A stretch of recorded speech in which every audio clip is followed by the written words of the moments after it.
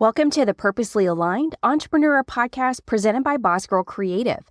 This is episode number 487.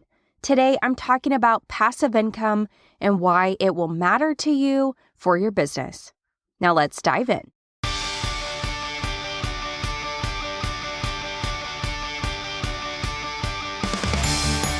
Hey, I'm Taylor Bradford, host of the Purposely Aligned Entrepreneur Podcast presented by Boss Girl Creative. I help small business owners turn their purpose into a paycheck, and it starts with visibility. In the online world, visibility equates to sales. So if you're dreaming of being the next $1 million entrepreneur, you've come to the right place because weekly I share visibility tips, brand advice, and business resources. So grab a notebook, your favorite pen, and a beverage, and let's do the work. Hello, welcome to episode 487. Thank you so much for being here. We're talking about passive income today and why it matters for your business, especially because the conversations in my DMs lately have been about things being slow. And having some passive income would be super beneficial for those slow periods. Plus, if you value time, passive income is going to be your best friend. Before we get into the nuts and bolts of this episode, let's find out what's been going on in the land of social media.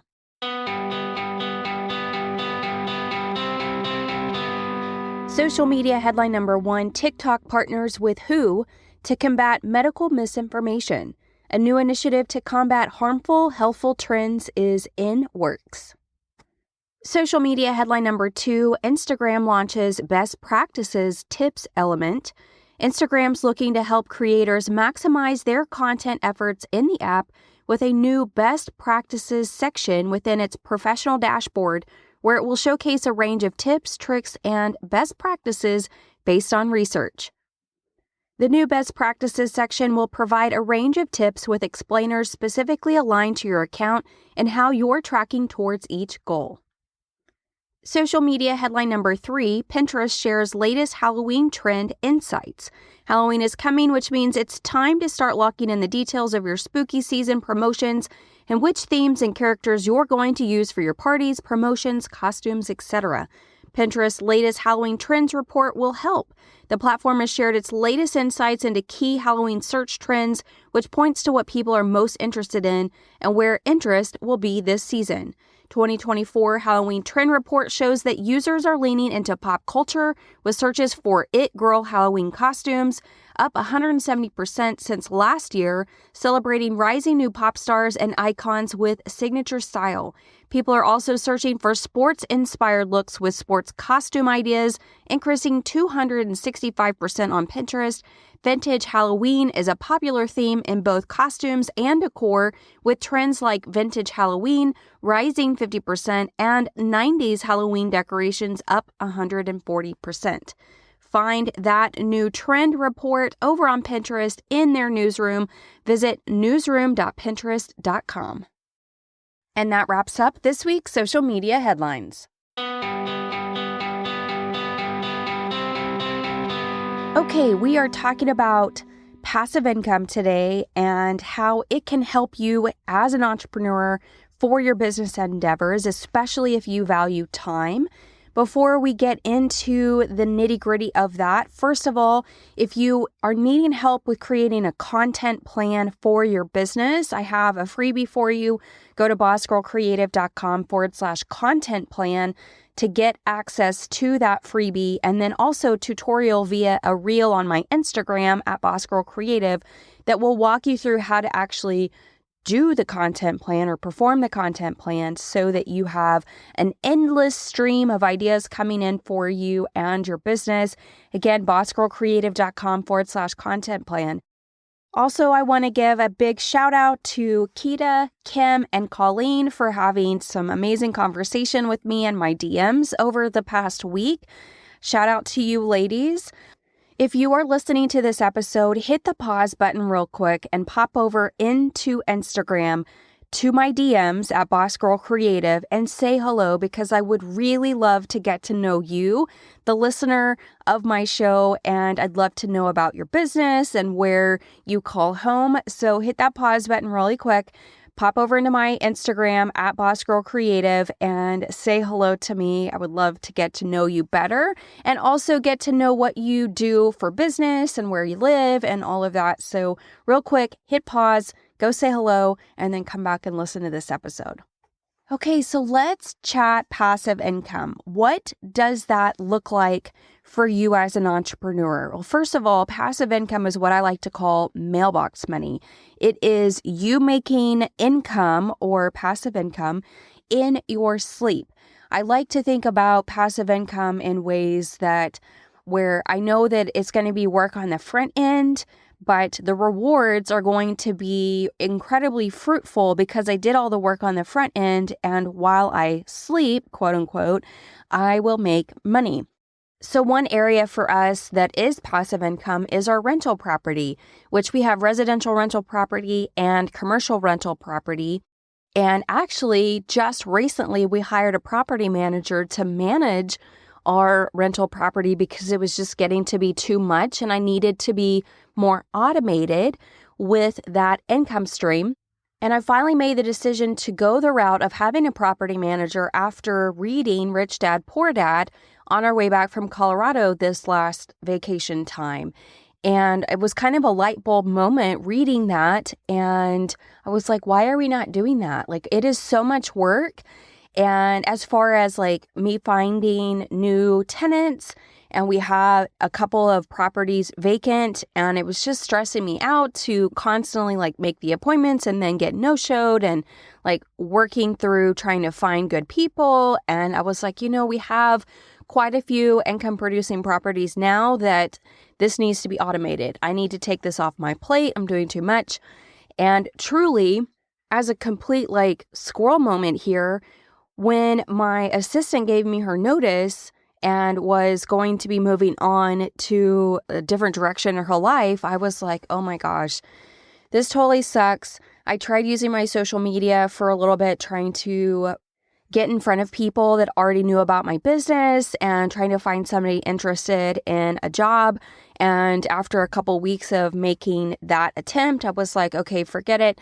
I'm going to go use Indeed. And I did. I used Indeed, and they have a function right now where they offer you some sponsored money to put your listing, your job listing, in front of a lot of people. And so really quickly, I had like 44 applicants, which is crazy how quickly that worked. Now, some people were just applying just to apply, which, why do you do that? But I guess maybe that might work for some people, but I was very, very choosy as far as like what I was looking for, like what skill sets did somebody have, what experience did they already have, etc. Anyways, I've hired somebody and they've already started, which is amazing. So I have a new assistant. And I'm really excited to work with her and kind of nurture her and bring her up to, how all of this works, etc. But while I did not have an assistant, I was like, so many balls were being dropped left and right, because when I finally made the decision to have somebody to help me with Sugar Creek to take some of my load, it was such a scary moment to automate that part of me by having somebody else to make that decision to hire somebody to make that investment without really seeing a return on the investment, right? And that's really what this comes down to, is the return on investment and a take back of your time. That's the whole point about passive income. And when I finally made that leap for the first assistant that I hired for Sugar Creek, I didn't realize how dependent I became on that person, or that role, I should say. And then this one kind of left me high and dry in a very busy time, and I really panicked.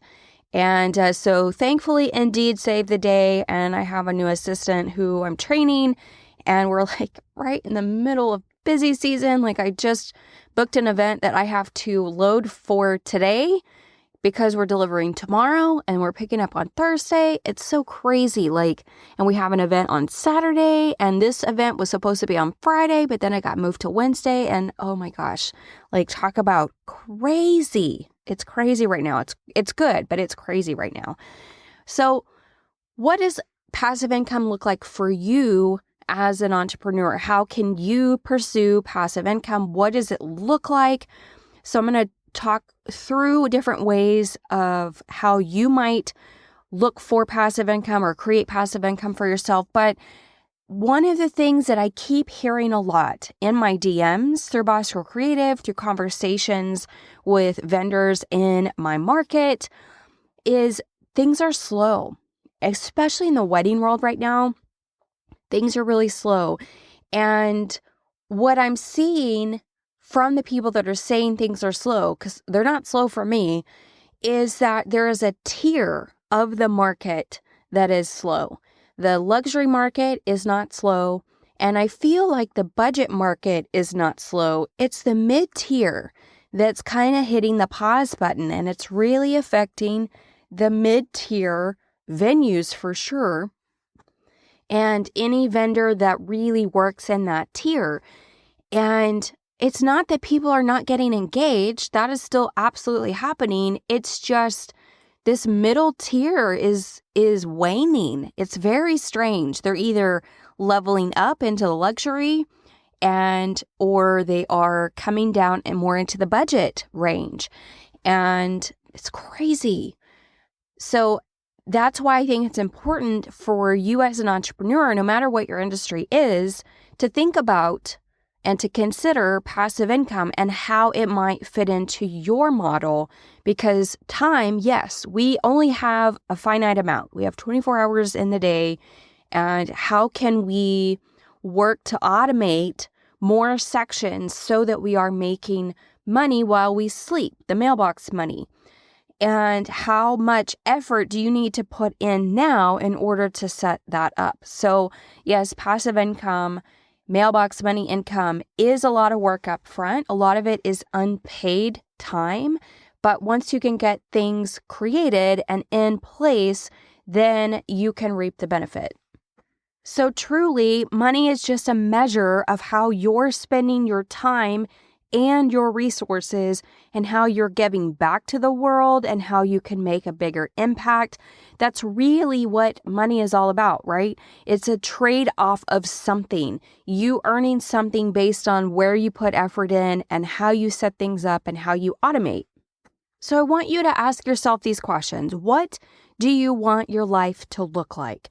What do you want your business to ultimately look like? And over the last few years, what have you done that has really worked? What could have been automated that could have created a passive income stream for you? And what can you do moving forward that might turn what you're currently doing into passive income?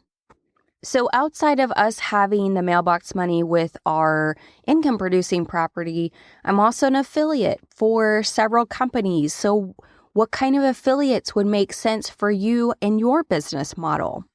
Whether that's through a company like Amazon or CJ.com or ShareASale, which I think actually has a different name now, but becoming an affiliate through a platform that allows you to talk about brand products where you would earn a commission from the sale of said product.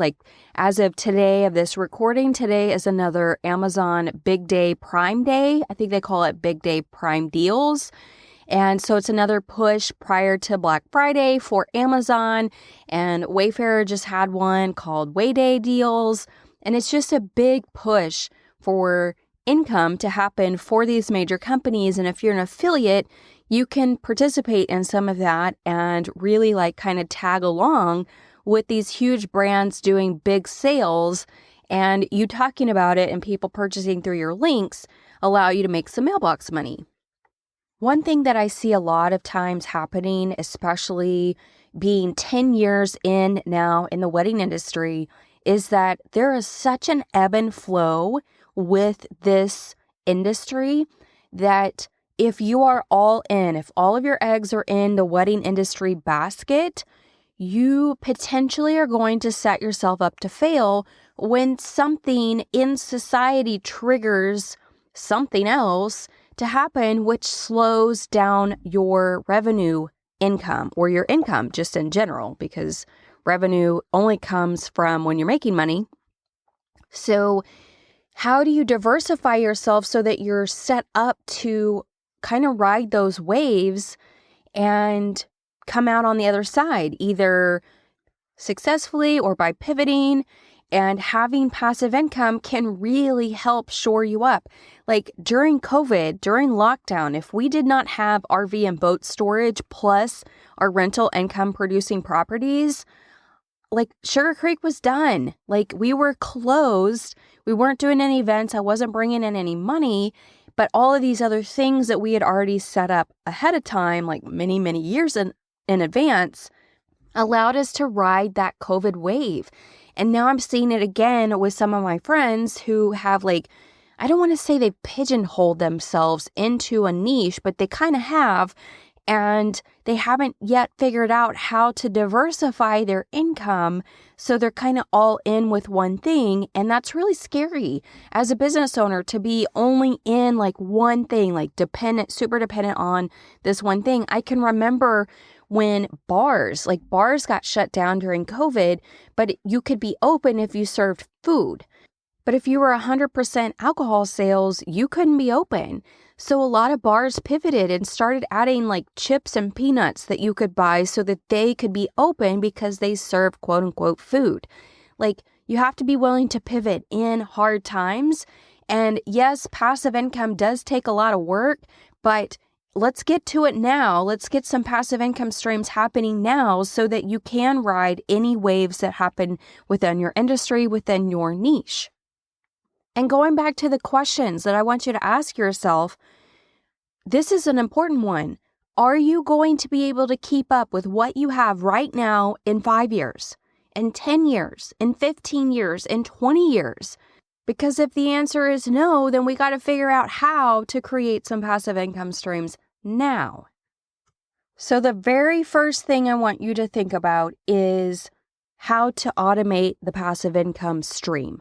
This is very important because it is going to help you like get systems in place, get workflows in place, get people in place to help you manage the thing that you're setting up to become a passive income stream. Having as much automated as possible, having as much steps of the process automated as possible is going to help you get this passive income stream set up. So do I want to furniture schlep for the rest of my life? Not really. And so I am making some pivots now to see if I can like step more into film and like set design and prop sourcing, because for me, that sounds like a lot less furniture schlepping. Will it be? I don't know yet, but I'm trying to be like, okay, so for events, for example, we have to load everything into the trailer at the warehouse. We have to then drive to where we're going. We have to then unload it from the trailer or truck, and then we have to set it up. And then we have to come back within 5, 6, 7, 8 hours, 10 hours sometimes. We are a same day in, same day out company. So we're back to pack it all back up, put it back in the truck or trailer, drive it back to the warehouse, and get it unloaded. So that is legitimately furniture schlepping, doing it 4 times to produce one result. And it's a lot of work. Like my hands get really sore from lifting furniture. Like the joints are start to swell, which is so crazy. And it starts to be like, okay, you're really like working your body in a way that it probably was never intended to work. And so, so I'm starting to figure out like, how do I network more in the film industry? How do I get people to realize that my prop rentals can be part of film production or commercial production or set design, that kind of thing, so that my pieces are there longer than just same day in, same day out. Plus, it means that I can charge more and I can automate more of those processes when my pieces are in place more, or I am prop buying and then just getting reimbursed because I'm the one out hunting and I get it to the studio or whatever, and they keep it or they store it. And now they have people that are handling it, and maybe I'm just coming in to zhuzh the setup. And so I'm trying to think, like, how do I continue doing this that I love so much? I do love what I do, but it is taking a toll on my body. And so, I'm thinking about how can I get more into the passive side of this to do this longer. So let's think about passive income streams in the form of like courses, ebooks, and masterclasses. So what can you set up that becomes automated? Well, you can use a course platform. You can use something like Kajabi. You can use a shopping cart like Samcart or ClickFunnels. You can set all of that up to be automated, and then really the only pieces that you would need outside of those automation points would be people to act as your customer service team, which is an automation in itself because it's you investing in somebody else's time so that you take back your time. So you put people into place that help you like make the thing work. So with the automation piece is also the outsourcing piece.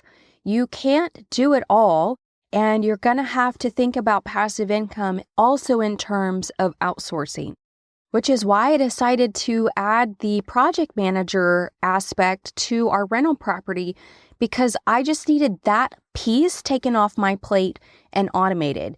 Like knowing that somebody else is managing that, I am investing in them to do the thing that I no longer have time to do. Outsourcing is a big component to passive income. You will not be able to do all the things, so I need you to think about automation in terms of what can be automated for this passive income piece and what will I need to outsource in order to manage it. Tip number 3 when it comes to passive income is whether or not there's a demand for it. Like, I just don't want you to spend time or to spin your wheels creating something with no demand. So you definitely need to do some research to find out if there is a demand for it. Right now, one of the things that my husband and I are thinking about investing in is a laundromat. And I know that's probably coming out of left field, but over the last year, I've been thinking about my town and its growth rate. And I'm like, how could I best serve this town? What is missing from my town? And a laundromat, a better laundromat experience than what currently exists in my town. And so I've been doing some research, and I think that's going to be the next thing that we invest in is a laundromat, like actually a building one from the ground up, not buying an existing business, because what I'm seeing is people are selling their businesses, they're selling their laundromats, but they rent spaces, and I don't want to play that game. So we're looking at property. We are doing research into the world of being a laundromat and what kind of machines out there exist and, what's profitable for people. And there's a lot of valuable information, especially thanks to TikTok and YouTube and Instagram, where people are talking about their laundromat businesses. So before you key up on an idea to create a passive income stream for yourself, I want you to think about, is there a demand for it? Study your market. Go out and find your competitors, whether they're in your market or in another market, and really get to know what could be the pros, what could be the cons. How can you outsource and automate? What are the things?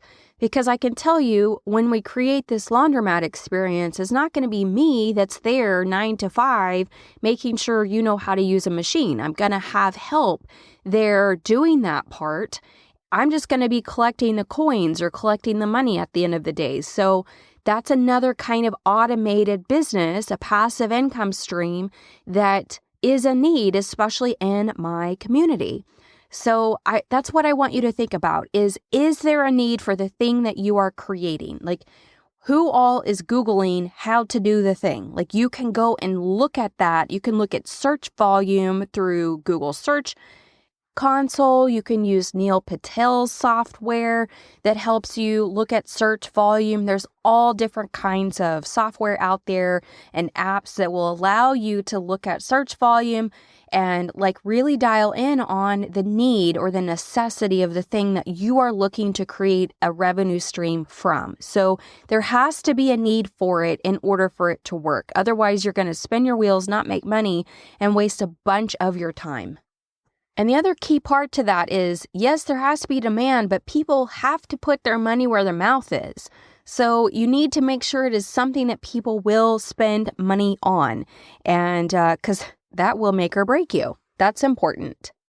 So another tip is, how do you create a funnel for the thing that you're wanting to create passive income for? And ultimately, what you're doing is you're building up a community, you're building up a hub of people that want the thing that you sell, that you are trying to make passive income from. So another idea that we are working on is an Airbnb for our new land.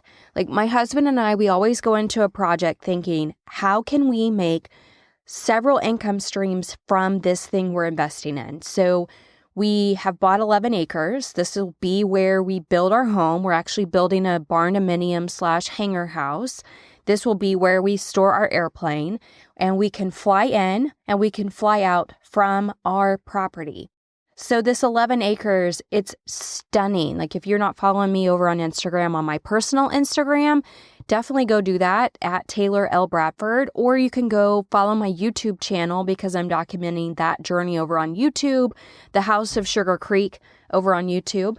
And we're thinking like, okay, so this is our private airstrip. Like I have filled out the paperwork for the FAA in order to get it a registered private airstrip.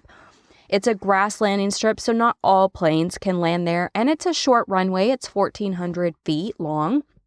We are thinking about talking to one of our neighbors behind us to see if we can buy some of his land that's straight behind our airstrip to extend it to get it to about 2,400 linear feet so that other planes can come in and land on the grass landing strip, because most planes can land on a grass landing strip. But right now it's 1,400 feet. It works for the style of plane that we have. But we went into this thinking, okay, how else can we make money from this property? Like, yes, it's going to be where our home is, but what else could we do that could make us money? Well, we can build a small cabin in the woods, and we could have a true fly-in Airbnb. Like, it's an Airbnb, it's a true fly-in Airbnb, like the play on the word air. So we could target a market. Now, this would be a very niche market, but we could target a niche market because A, it's not cheap to own a plane, and B, these people spend money. So we could target people that have planes like us that want to go have an experience to fly in and have a staycation, whether they're close or they're coming from out of state or whatever. And we could host them in a small cabin that is next to our pond, and they can have a little escape, like a true fly-in Airbnb experience. And that would be passive, right? Because I would set up the social media and I would set up the website, and there would be a funnel created to draw people to the Airbnb. And so that's what I want you to think about. How do you create a funnel to get people in so that you can constantly talk to them through automation about the thing that you sell?